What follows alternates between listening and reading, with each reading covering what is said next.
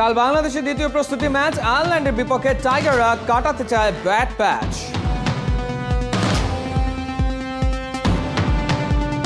IPL শেষ করেই দলের সাথে যোগ দেবেন সাকিব আল হাসান। সেরা প্রস্তুতির জন্য বোর্ড কর্তারা এমনটাই চান। বিসিবির দ্বারস্থ হয়েছে ওমান। ক্রিকেট উন্নয়নে মুস্তাফিজকে কাজে লাগাতে চান।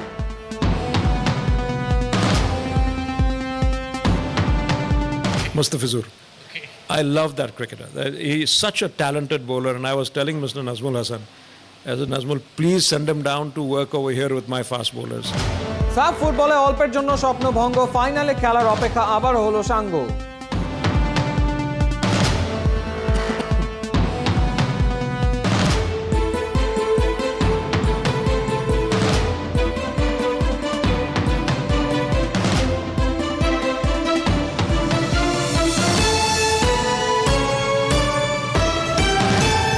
স্বাগত ৭১-এর খেলাযোগে আপনাদের সাথে আছি আমি ফাহিম রহমান। আয়ারল্যান্ডের বিপক্ষে দ্বিতীয় প্রস্তুতি ম্যাচেও পাওয়া যাচ্ছে না সাকিব আল হাসানকে। আর শেষ পর্যন্ত আইপিএল এর ফাইনাল খেললে সাকিব ঠিক কবে দলের সঙ্গে যোগ দেবে সে প্রশ্ন ক্রিকেট পাড়ায়। সেরা প্রস্তুতির জন্য বিসিবি চাইছে আইপিএল শেষ করেই দেশসেরা অলরাউন্ডার পা রাখুক বিশ্বকাপে। বিস্তারিত নাইয়ান বিন জসিমের রিপোর্টে। সাকিবের ম্যাজিক্যাল স্কুপে কলকাতা নাইট রাইডার্সের স্বস্তির নিঃশ্বাস। ওরা এলিমিনেটর থেকে কোয়ালিফায়ারে। এমন সুপার স্কুপে 2012 ফাইনালে কেকেআরকে তো শিরোপাও জিতিয়েছিল মিস্টার 75। শুরুতে অবহেলায় সাইড বেঞ্চে বসিয়ে রাখলেও আসরের শেষ ভাগে এসে নাইটদের টনক নড়েছে। এবারও তাকে ঘিরেই আইপিএল এর দুবারের চ্যাম্পিয়নরা ভরসা খুঁজে পেয়েছে। টি-20 বিশ্বকাপ দরজায় কড়া নাড়ছে, কিন্তু মরুর বুকে এখনও আইপিএল নিয়ে মাতামাতি চলছেই। বাংলাদেশ ক্রিকেটের সবচেয়ে বড় বিজ্ঞাপন সাকিব আল হাসান সেখানেই ব্যস্ত সময় কাটাচ্ছেন। কিন্তু কোটি ক্রিকেট ভক্তের একটাই প্রশ্ন, সাকিব কবে দলের সঙ্গে যোগ দিবেন? আয়ারল্যান্ডের বিপক্ষে প্রস্তুতি ম্যাচ তিনি খেলতে পারবেন কিনা, কিংবা এই যে আইপিএল খেলছেন তাতে করে বিশ্বকাপে দলে এবং তার মধ্যে কোনো প্রভাব ফেলবে কিনা, এই সব প্রশ্নের উত্তর জানতে ঢাকায় আমরা যোগাযোগ করেছিলাম বাংলাদেশ ক্রিকেট বোর্ডের পরিচালক আকরাম খানের সাথে। যেহেতু সাকিব এখন খেলার মধ্যেই আছে এবং সবসময় টিম ম্যানেজারের সাথে সে আলাপ আলোচনা করছে। আজকে যেহেতু খেলা আছে সেমিফাইনাল, তো আজকে সে খেলে কিন্তু জয়েন করবে আপনার বাংলাদেশ টিমের সাথে, এবং সেই প্রথম ম্যাচ অবশ্যই বাংলাদেশের পরে খেলবে, না খেলার কোনো সম্ভাবনা নেই। আমাদের প্রথম 17 তারিখ খেলা আছে এবং সেই খেলাতে সে খেলবে। দল হেরে গেলে সাকিব 14 তারিখই বাংলাদেশ স্কোয়াডে যোগ দিচ্ছেন। তবে কেকেআর ফাইনালে উঠলে সাকিব সেখানেও খেলবেন। সেরা প্রস্তুতির কথা ভেবেই তাকে খেলার সুযোগ করে দিতে চায় বাংলাদেশ ক্রিকেট বোর্ড। লম্বা সময় সাকিব ম্যাচ পাননি, তাই এখন ম্যাচ প্র্যাকটিসই হতে পারে তার জন্য বেস্ট প্র্যাকটিস। দুবাইতে আইপিএল ফাইনাল অনুষ্ঠিত হবে 15 অক্টোবর, আর বাংলাদেশের বিশ্বকাপ মিশন শুরু ওমানের মাস্কটে 17 অক্টোবর। মাঝখানে ব্যবধান মাত্র একদিনের। তবে সাকিব যদি ফাইনাল খেলেন তাতে কোয়ারেন্টিন জটিলতা তৈরি হবে না। বিসিবির প্রধান চিকিৎসক জানিয়েছেন বিসিবি, বিসিসিআই এবং আইসিসির মধ্যে এই নিয়ে নাকি একটা সমন্বয় করা আছে। আইসিসির বায়োসেফটি প্রোটোকল অনুসারে কোনো একজন খেলোয়াড় যদি আইপিএল বাবল অথবা কোনো বায়োলেটারাল সিরিজের বাবল থেকে, যে বাবল আইসিসি অনুমোদিত, সেই বাবল থেকে যদি ওয়ার্ল্ড কাপের বাবলে প্রবেশ করতে চায়, তাহলে এখানে একটা ট্রান্সফারের ব্যবস্থা আইসিসি করবে, এবং ট্রান্সফারের পরে যত শীঘ্রই সম্ভব একটা আরটিপিসিআর টেস্ট হবে, এবং সেই টেস্টটা সাধারণত 8 থেকে 12 ঘন্টার মধ্যে রিপোর্ট পাওয়া যাবে, এবং সেই রিপোর্ট যদি নেগেটিভ হয় তাহলে সেই খেলোয়াড় মূল দলের সঙ্গে ওয়ার্ল্ড কাপ বাবলে প্রবেশ করতে পারবে। এবং একবার প্রবেশ করার পর দলের সঙ্গে যে প্রোটোকল দল ফলো করছে সেটা সেই প্লেয়ারের ক্ষেত্রেও প্রযোজ্য হবে। সাকিব শেষ দিকে এসে কলকাতার হয়ে খেলার সুযোগ পাচ্ছেন, ব্যাট বল হাতে বাজিমাতো করছেন। মরুর বুকে তার সেই আত্মবিশ্বাস আর অভিজ্ঞতা যদি বিশ্বকাপে নিজের আর দলের জন্য কাজে লাগে, মন্দ কি তাতে? নাহিয়ান বিন জসিম, ৭১, আবুধাবি, আরব আমিরাত। কখনো কখনো পরাজয় ইতিবাচক বিষয় হয়ে দাঁড়ায়। আবুধাবিতে প্রস্তুতি ম্যাচে লঙ্কানদের কাছে শেষ মুহূর্তে হার টাইগারদের নানা উন্নতির জায়গা তুলে এনেছে। সেগুলো কি? আয়ারল্যান্ডের বিপক্ষে কেমন হতে পারে স্ট্র্যাটেজি? আবুধাবি থেকে নাইয়ান বিন জসিম এবং মাস্কট থেকে আলোচনা করেছেন রিয়াসাত আজিম এবং সৈফুল রূপক। আবুধাবিতে বাংলাদেশের প্রস্তুতি পর্ব প্রায় শেষের দিকে। শ্রীলঙ্কার বিপক্ষে একটা প্রস্তুতি ম্যাচ ইতিমধ্যেই বাংলাদেশ খেলে ফেলেছে। টাইগারদের এই ম্যাচটা মাঠে বসে দেখার সুযোগ হয়েছিল। দুইটা জায়গায় বাংলাদেশের সবচেয়ে বড় সমস্যা মনে হয়েছে। এক নম্বর হচ্ছে বাংলাদেশ প্রস্তুতি ম্যাচে যেভাবে খোলস ছেড়ে ক্রিকেট খেলাটা দরকার ছিল সেটা একেবারেই করতে পারেনি, অর্থাৎ প্রস্তুতি ম্যাচে কেন যেন মনে হচ্ছে একটু বেশি প্রেশার নিয়ে ফেলেছে। এবং নাম্বার 2 হচ্ছে বাংলাদেশের পরিকল্পনার অনেক বেশি অভাব ছিল, যার কারণে আপনি যদি দেখেন একেবারে শুরুতে ওপেনিং পেয়ার, তারপর মিডল অর্ডার, একেবারে লেট মিডল অর্ডার কেউই আসলে সেভাবে জ্বলে উঠতে পারেনি। যাদের সুযোগ ছিল আসলে, যেহেতু মাহমুদুল্লাহ খেলছেন না, সাকিব আল হাসান খেলছেন না, সেই জায়গায় কিন্তু একটা বড় সুযোগ ছিল তরুণদের ভালো করার, কিন্তু সেটি তারা করতে পারেননি। নিশ্চয়ই আরও কিছু সমস্যা ছিল। আমার দুই সহকর্মী এই মুহূর্তে রয়েছেন ওমানের মাস্কটে, সাইফুল রূপক এবং রিয়াসত আজিম, তাদের কাছে চলে যাব। রূপক। ধন্যবাদ নাহিয়ান। বাংলাদেশের যে প্রথম প্রস্তুতি ম্যাচ শ্রীলঙ্কার বিপক্ষে, সেটার বোলিং বিশ্লেষণ দিয়ে যদি শুরু করি, অনেকটা এই সোজা রাস্তার মতো। একেবারে এই প্রথম 10 ওভার ডিসিপ্লিন ছিল, এরপর যেন এলোমেলো হয়ে গেল, সেখানেই ম্যাচটা হেরে গেছে।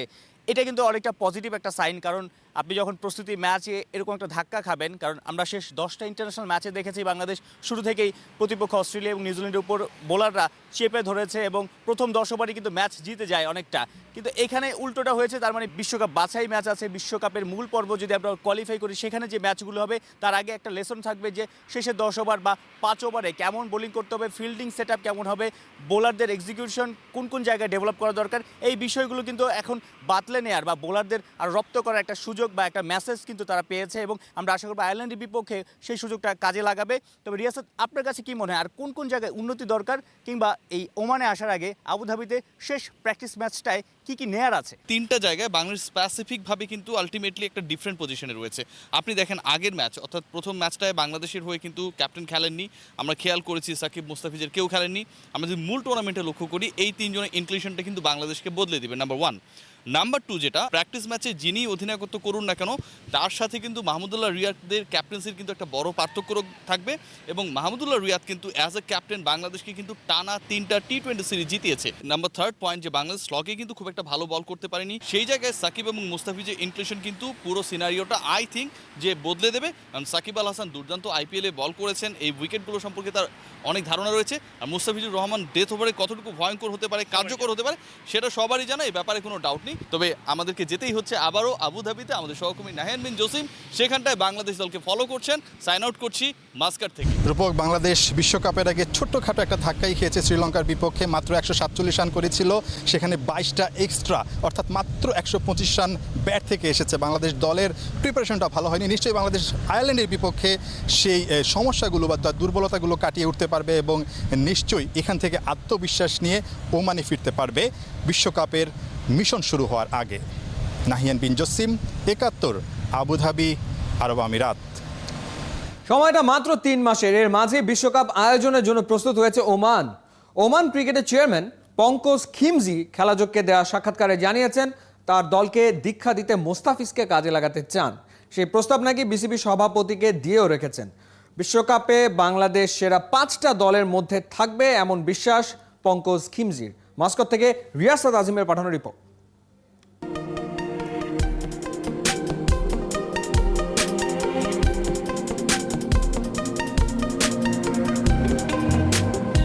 প্রথমবার আইসিসির গ্লোবাল ইভেন্টের আয়োজক হতে যাচ্ছে যৌথভাবে ওমান, এবং ওমান ক্রিকেটের চেয়ারম্যানের দায়িত্বে যিনি পঙ্কজ খিমজি, তিনি একটা বড় রোল প্লে করেছেন। খুব অল্প সময়ের মধ্যে তার ওমানের যে অবকাঠামো রয়েছে আইসিসি ইভেন্টকে সাদরে গ্রহণ করবার জন্য, সেই অবকাঠামো বিনির্মাণ এবং সেগুলোকে খেলার উপযোগী করে তোলবার ক্ষেত্রে। Mister Khimji, how much you are delighted to be the part of a global event like world T20? Yes, it's just outstanding. This is really one of the greatest moments of not just Oman cricket, but Oman as a country. এটা এক কথায় অসাধারণ। এটা শুধু Oman ক্রিকেটেরই না, দেশ হিসেবেও ওমানের জন্য গর্ব করার মতো ইভেন্ট। টি20 বিশ্বকাপ হতে যাচ্ছে আমাদের সবচেয়ে বেশি টেলিভিশনে প্রচারিত ইভেন্ট। আমরা এক্সাইটেড, সাথে নার্ভাসও। Excited, at the same time a little nervous whether we will have a glitch-free, a trouble-free World Cup event.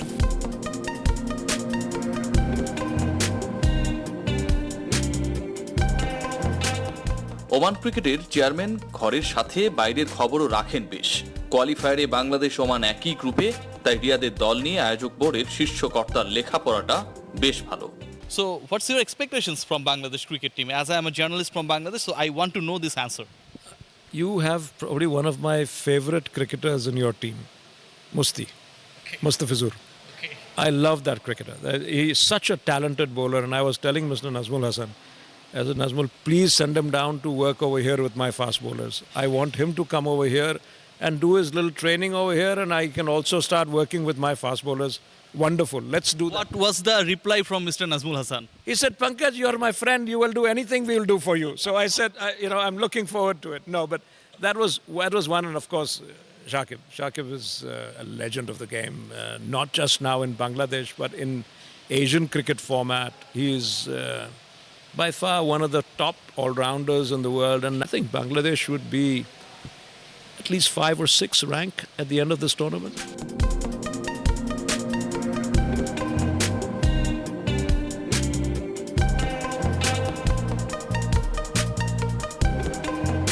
Of your stadium, of your pitch, of your grounds, many Bangladeshis, they are involved with this kind of work. I think I have close to 15 of my Bengali colleagues are actually my groundsmen. আমার এখানে 15 জনের মতো বাংলাদেশি সহকর্মী আছেন। তাদের অক্লান্ত প্রচেষ্টায় pitch, outfield সহ সবই দারুণভাবে তৈরি করা হয়েছে। বাংলাদেশি কর্মীরা আমার পরিবারের বর্ধিত অংশ। দারুণ ব্যাপার হলো বাংলাদেশ এখানে খেলবে। An extended part of my family, I would say, of Oman cricket. Pankaj খিমজি বিশ্ব ক্রিকেটে ওমানকে চেনাতে চান। সাদামাটা মানুষটার ভিশন সুদূর প্রসারী। রিয়াসাদ আজিম, 71, মাস্কাট, ওমান। বাবা হারানো সিরাজ জ্বলে ওঠার সুযোগ পেলেও আমিনুল ইসলাম বিপ্লবের ক্যারিয়ারের বাতি নিভু নিভু করেই জ্বলছে। সিরাজ যেখানে জ্বলে ওঠা জ্বালানি পায়, সেখানে কেন বিপ্লবের ভাগ্যের চাকা বারবার একই বৃত্তে ঘুরপাক খায়, জানার চেষ্টা করেছেন নাজমুল রানা।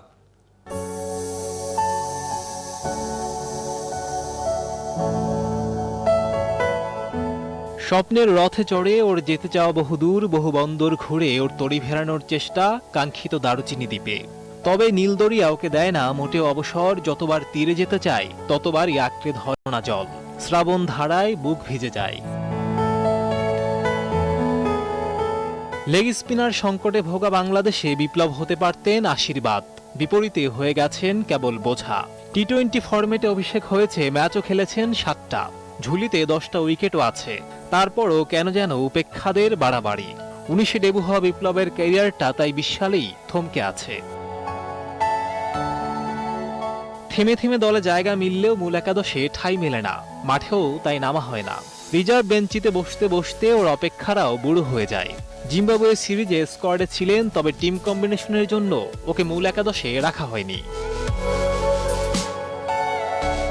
আর সেই সফরের মাঝপথেই ছিল আকাশ ভাঙা খবরটা। বাবার মৃত্যু ওকে স্তব্ধ করে দিয়েছিল। যে বাবা সিএনজি চালিয়ে মাথার ঘাম পায়ে ফেলে বিপ্লবকে নিয়ে গিয়েছিলেন স্বপ্নের কাছে ক্রিকেট মাঠে। দলে সুযোগ না পাওয়ার বাবার মৃত্যু বিপ্লবকে করেছে আর শক্ত। শোকের শক্তি নিয়ে ফিরেছিলেন মাঠে, তবে সেবারও ওকে কিছুই দেয়নি নির্মম নিয়তি। বারবার কেবল শূন্য হাতে বাড়ি ফিরিয়ে দিয়েছে। এবার বিপ্লবের সামনে আর একটা সুযোগ এসেছিল, যদিও সেটা মূল দলে নয়, কেবল রিজার্ভ বেঞ্চিতে বসে থাকা। টি-20 বিশ্বকাপের 17 জনের দলে মিলেছিল ঠাঁই। হয়তো অতটুকুতেই সন্তুষ্ট ছিলেন বিপ্লব। ভেবেছিলেন খেলা না হোক, অন্তত বেঞ্চিতে বসে অভিজ্ঞতাটা নেওয়া যাবে। তবে শেষ পর্যন্ত সহায় হলো না ভাগ্য বিধাতা। নিয়মের মারপ্যাচে মরুর রাজ্যে সপ্তাহখানেক কাটিয়ে দেশে ফিরতে হয়েছে। আবারও বিপ্লবের লড়াই শুরু হবে বাংলার সবুজ ঘাসে। হয়তো হালকা গরনের শান্ত বিপ্লব মনে কষ্ট চেপেই আবারও হাসবেন, লড়বেন নিজের জায়গাটুকু ফিরে পেতে। হয়তো কোনো একদিন দলে জায়গা পেয়েও যাবেন, নয়তো হারিয়ে যাবেন নীরব রাতে খসে পড়া তারাদের মতো। তারপর এই সংগ্রামের গল্প থেকে যাবে এই লড়াইটাও। আর 10টা বিপ্লবকে অনুপ্রেরণা দেবে, সাহস যোগাবে। দূর আকাশে কিংবা এক স্বর্গলোকে পাড়ি জমানো বাবাদের স্বপ্ন তো বৃথা যায় না, যেতে পারে না, বরং বারবার সাহস যোগায়, নতুন পথ খুঁজে দেয়। ভালো থাক এমন নীরব বিপ্লবেরা, ওপারে ভালো থাক সর্বংসহা বাবারাও, যাদের শ্রমে ঘামে বাড়ে সন্তানরা, পরিণতি পায় স্বপ্নরাও। নাজমুল রানা, 71। 16 বছর পর সাফ চ্যাম্পিয়নশিপের ফাইনালে খেলার আশা পূরণ হলো না বাংলাদেশের। মালদ্বীপের রাজধানী মালের রাশমি ধান্দু স্টেডিয়ামে নেপালের বিপক্ষে 1-1 গোলে ড্র করেছে বাংলাদেশ, কিন্তু এই ড্রয়ে 4 ম্যাচে 5 পয়েন্ট নিয়ে রাউন্ড রবিন লিগ থেকে ছিটকে গেল অস্কার ব্রুজনের দল। 7 পয়েন্ট নিয়ে প্রথমবারের মতো সাফের ফাইনালে উঠল নেপাল। এতেশাম সবুজের রিপোর্ট।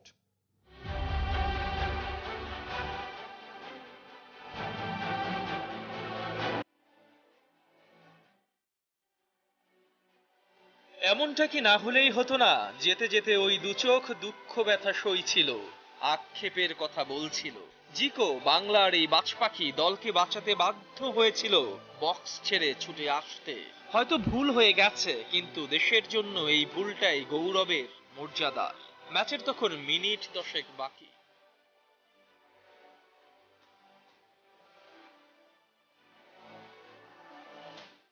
যাবার আগে কি পারফরমেন্সটাই না করেছিলেন দ্য ওয়াল।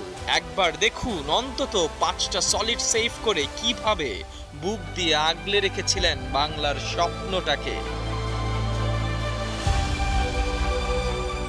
একটা লাল কার্ড, নেই সেরা গোলকিপার, একাদশে 10 জন হয়ে গেল, সবকিছুই যেন এলোমেলো। তার উপর একেবারে শেষ মুহূর্তে রেফারির এই কাণ্ড। এমনটাও কি হবার কথা ছিল? বড়ই দুর্ভাগা বাংলাদেশ। পেনাল্টিটা আটকাতে পারেনি বদলি আশরাফুল রানা।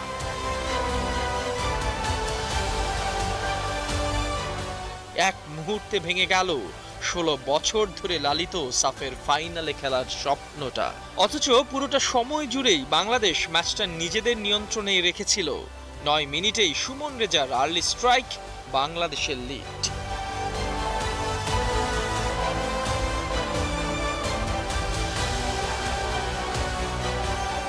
এরপর অস্কার ব্রুজনের সুদক্ষ কৌশলে বলের পজিশন খুব একটা না পেলেও প্রেসিং ফুটবলে খেলেছে আক্রমণ সাজিয়ে। বাংলার দামাল ছেলেরা বুক চিতিয়ে লড়াই করেছিল। প্রায় অর্ধ যুগ পর লিখতে যাচ্ছিল ফাইনালে ওঠার নতুন কাব্য। আচমকা সর্বনাশের অনল জ্বলে গেছে। গোধূলি বেলার আধারটা এতটাই কালো হয়ে নেমেছে যে লাল সবুজকে পথ হারাই করেছে। উজবেকিস্তানের রেফারির এই সিদ্ধান্তটা মানতে পারেনি ম্যাচ শেষে, তাই নিজেদের ধরে রাখা যায়নি। মুঠোবন্দি স্বপ্নের অপমৃত্যুতে তাই কিছু প্রশ্ন থেকে যায়। কেন আবারও তীরে এসে তরি ডুবলো? কেন ভাগ্য দেবী ফিরে গেল? কেন অপেক্ষা বাড়লো আরো? এতেশাম সবুজ, 71। রোনালদোর হ্যাটট্রিকে লুক্সেমবার্গকে উড়িয়ে দিল পর্তুগাল। বিশ্বকাপ বাছাইয়ে ইউরোপ অঞ্চলে লুক্সেমবার্গকে 5-0 গোলে হারালো পর্তুগিজরা। এদিকে হতাশ করেছে ইংল্যান্ড। হাঙ্গেরির বিপক্ষে সাউথগেট বাহিনী 1-1 গোলে ড্র করেছে। এই ছিল এই মুহূর্তের খেলাযোগে সরাসরি সংবাদ অনুষ্ঠান দেখতে থাকুন 71-এর ফেসবুক পেজ এবং সাবস্ক্রাইব করুন 71-এর ইউটিউব চ্যানেলে। প্রতি মুহূর্তে আমরা জানাচ্ছি করোনার সবশেষ ভয় নয়, সচেতনতাই জয়।